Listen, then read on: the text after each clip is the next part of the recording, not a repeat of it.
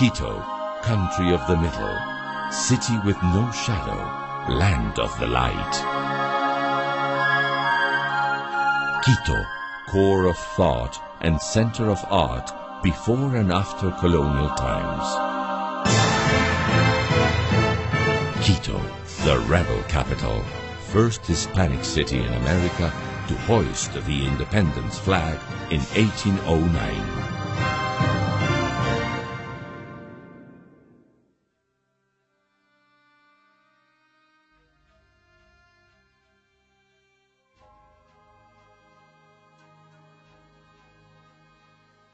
This city of mixed traditions and peoples was founded by the Spaniards on December 6, 1534.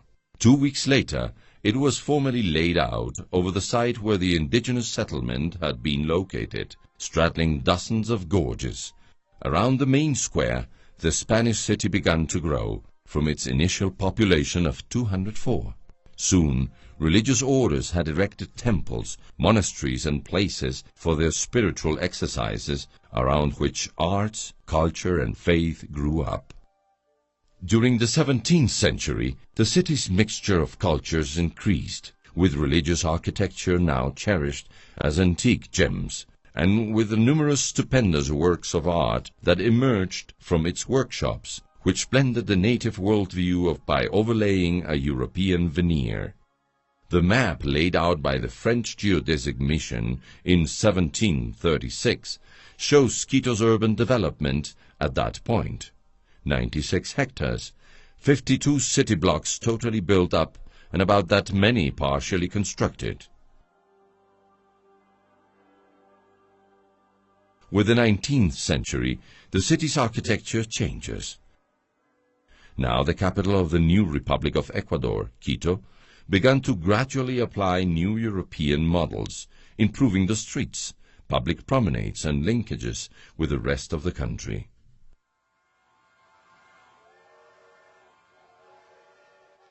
With the triumph of the liberal revolution in 1895, economic and commercial development accelerated. Around the main square, modern shops, hotels, banks, public primary and secondary schools, theaters and shopping alleys began to appear. Downtown became the city's dynamic heart. With the arrival of the railroad and later the automobile, distances shrank and the city stretched out lengthwise along its complicated terrain. Then people's homes downtown were converted into offices, warehouses, shops and multifamily residences.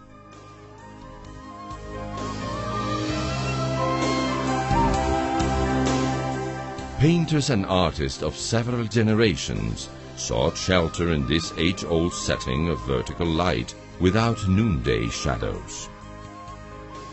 Poets and writers also bore witness to the region's tradition of art and light. Together, they made Quito into a huge mural where the characters, the dreams and rebellions, criticism and quest gelled into shapes, colors and textures that attest to the brusque, inevitable shifting of life.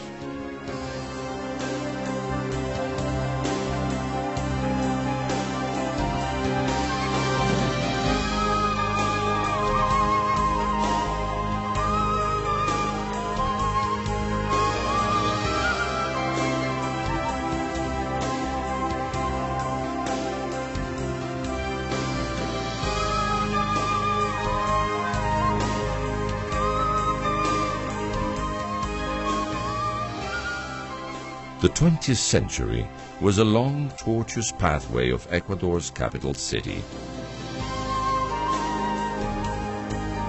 changing the architecture and the town, as well as the spirit and the people's daily lives.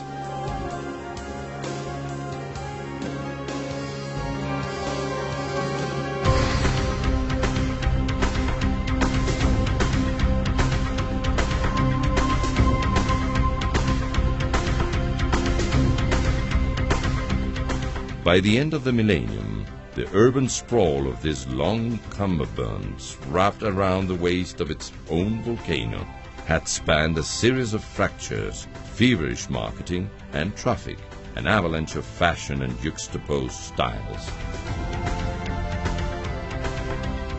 However, Quito's eaves sheltered the harmony of long-gone times. The days recalling the city's evolution flow together, converging in a haunting mixture of calendars and dates that call to mind the spirits of stone and clay, of light and faith, that first drove the city's construction.